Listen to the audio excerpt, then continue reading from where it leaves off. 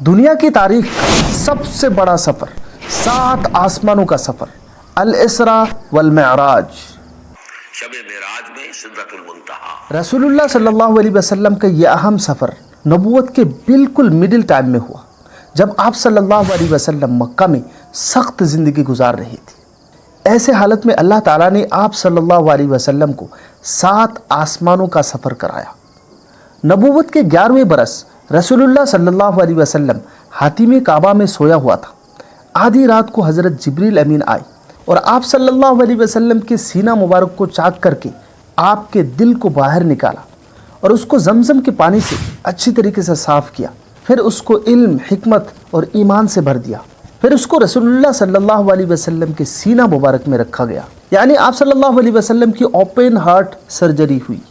اس کو عربی میں شق صدر کہتے ہیں، اور یہ آپ صلی اللہ علیہ وسلم کی زندگی میں پہلی بار نہیں تھا، اس سے پہلے بھی 2 مرتبہ ہو چکے ہیں۔ پہلی بار بچپن میں جب آپ صلی اللہ علیہ وسلم حضرت حلیمہ سعدیہ کے گھر میں تھا، دوسرے مرتبہ غار حرا میں جب آپ صلی اللہ علیہ وسلم پر قرآن اترنا شروع ہوا، اور تیسری بار معراج کے سفر سے پہلے یعنی اس مرتبہ۔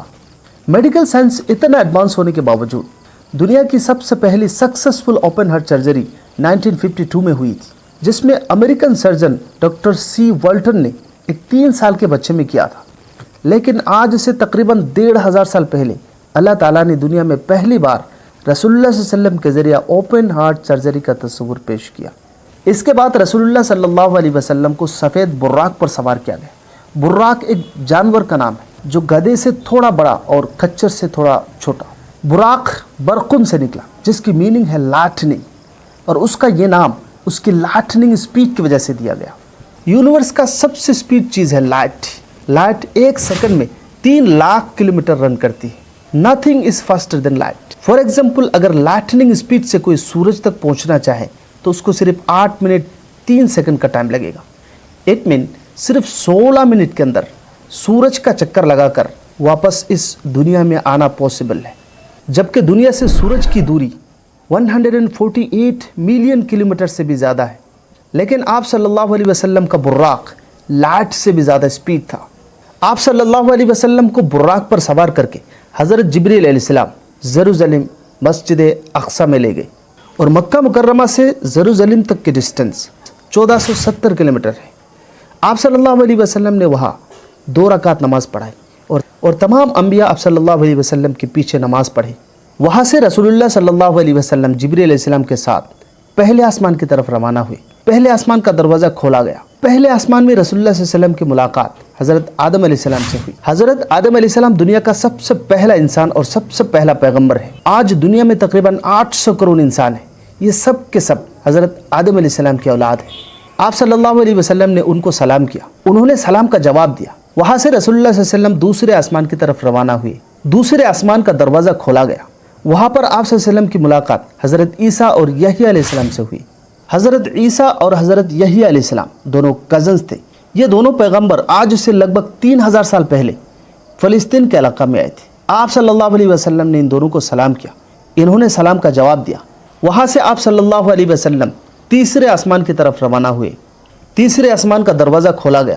وہاں پر آپ صلی اللہ علیہ وسلم کی ملاقات حضرت یوسف علیہ السلام سے ہوئی۔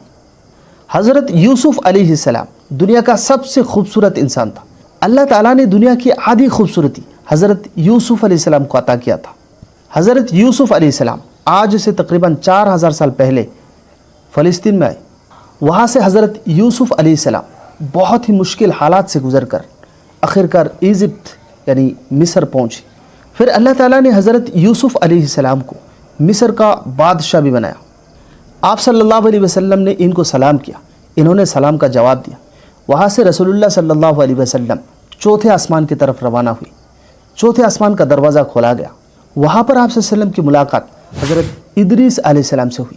حضرت ادریس علیہ السلام دنیا کے پرانے پیغمبروں میں سے ایک ہے۔ بعض اسکالرس نے حضرت ادریس علیہ السلام کو حضرت آدم علیہ السلام اور حضرت نوح علیہ السلام کے دور کے بعد کا پیغمبر کہتے ہیں۔ آپ صلی اللہ علیہ وسلم نے ان کو سلام کیا، انہوں نے سلام کا جواب دیا۔ وہاں سے آپ صلی اللہ علیہ وسلم 5ویں آسمان کی طرف روانہ ہوئی۔ 5ویں آسمان کا دروازہ کھولا گیا۔ وہاں پر آپ صلی اللہ علیہ وسلم کی ملاقات حضرت ہارون علیہ السلام سے ہوئی۔ حضرت ہارون علیہ السلام حضرت موسیٰ علیہ السلام کے سگے بھائی تھے۔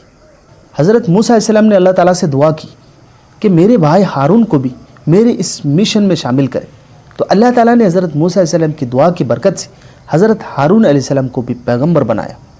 حضرت ہارون علیہ السلام بڑے صاف زبان اور فصیح بلیغ انسان تھے اور مصر کے کلچر اور ٹریڈیشن سے بخوبی واقف تھے۔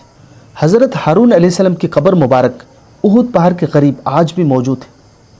آپ صلی اللہ علیہ وسلم نے ان کو سلام کیا، انہوں نے سلام کا جواب دیا۔ وہاں سے آپ صلی اللہ علیہ وسلم چھٹے آسمان کی طرف روانہ ہوئے۔ چھٹے آسمان کا دروازہ کھولا گیا، وہاں پر آپ صلی اللہ علیہ وسلم کی ملاقات حضرت موسیٰ علیہ السلام سے ہوئی۔ حضرت موسیٰ علیہ السلام وہ پیغمبر ہے جن کو اللہ تعالیٰ سے ڈائریکٹ بات کرنے کا شرف حاصل ہے، اسی وجہ سے حضرت موسیٰ علیہ السلام کو کلیم اللہ کہا جاتا ہے۔ آپ صلی اللہ علیہ وسلم نے ان کو سلام کیا، انہوں نے سلام کا جواب دیا۔ وہاں سے آپ صلی اللہ علیہ وسلم 7ویں آسمان کی طرف روانہ ہوئے۔ 7ویں آسمان کا دروازہ کھولا گیا، وہاں پر آپ صلی اللہ علیہ وسلم کی ملاقات دا گریٹ گرینڈ فادر حضرت ابراہیم علیہ السلام سے ہوئی۔ حضرت ابراہیم علیہ السلام وہ پیغمبر ہے جن کو رسول اللہ صلی اللہ علیہ وسلم نے جد امجد یعنی گرینڈ فادر کہا، کیونکہ آپ صلی اللہ علیہ وسلم کی نبوت کا سلسلہ حضرت اسماعیل علیہ السلام کے واسطہ سے حضرت ابراہیم علیہ السلام تک پہنچتی ہے، اور بنی اسرائیل کے اندر جتنے بھی پیغمبر آئے تمام پیغمبروں کی نبوت کا سلسلہ حضرت ابراہیم علیہ السلام تک پہنچتی ہے۔ اسی وجہ سے دنیا کا سب سے بڑا ریلیجن ابراہیمک ریلیجن ہے۔ آج بھی مسلمان 5 وقت کی نماز میں حضرت ابراہیم علیہ السلام کے لیے اسپیشل دعا کرتے ہیں۔ آپ صلی اللہ علیہ وسلم نے ان کو سلام کیا، انہوں نے سلام کا جواب دیا۔ وہاں سے آپ صلی اللہ علیہ وسلم سدرۃ المنتہا تک پہنچے۔ سدرۃ المنتہا آخری باؤنڈری ہے۔ وہاں سے آپ صلی اللہ علیہ وسلم کو بیت المعمور دکھایا گیا، جس میں روزانہ 70,000 نئے فرشتے طواف کرتے ہیں۔ جس نے ایک بار طواف کر لیا اس کو کبھی دوبارہ چانس نہیں ملتا۔ سدرۃ المنتہا سے آگے کسی مخلوق کو جانے کی اجازت نہیں، ایون حضرت جبریل علیہ السلام کو بھی نہیں۔ اسی لیے آپ صلی اللہ علیہ وسلم جبریل کو چھوڑ کر اکیلے وہاں سے آگے بڑھے۔ وہاں پر لائٹننگ کی پردہ تھے۔ اللہ تعالیٰ نے وہاں پر آپ صلی اللہ علیہ وسلم کو سب سے بڑی گفٹ نماز عطا کی۔ معراج کے سفر کمپلیٹ ہونے کے بعد جب آپ صلی اللہ علیہ وسلم واپس آ رہے تھے تو حضرت موسیٰ علیہ السلام سے ملاقات ہوئی۔ حضرت موسیٰ علیہ السلام نے آپ سے سوال کیا کہ آپ کے رب نے آپ کو کیا دیا؟ تو اللہ کے رسول نے فرمایا کہ اللہ تعالیٰ نے مجھے 50 وقت کی نماز عطا کی۔ تو حضرت موسیٰ علیہ السلام نے فرمایا کہ آپ کی امتی 50 وقت کی نماز ادا نہیں کر سکے گی، آپ دوبارہ اللہ تعالیٰ کے پاس جائیے اور نمازیں کم کرنے کی درخواست کریں۔ آپ صلی اللہ علیہ وسلم واپس اللہ کے دربار میں گئے تو نمازیں 40 کر دی گئی۔ پھر موسیٰ علیہ السلام نے فرمایا کہ 40 بھی آپ کی امتی کے لیے مشکل ہے، آپ دوبارہ جائیے اور اللہ تعالیٰ سے نمازیں کم کرنے کی درخواست کریں۔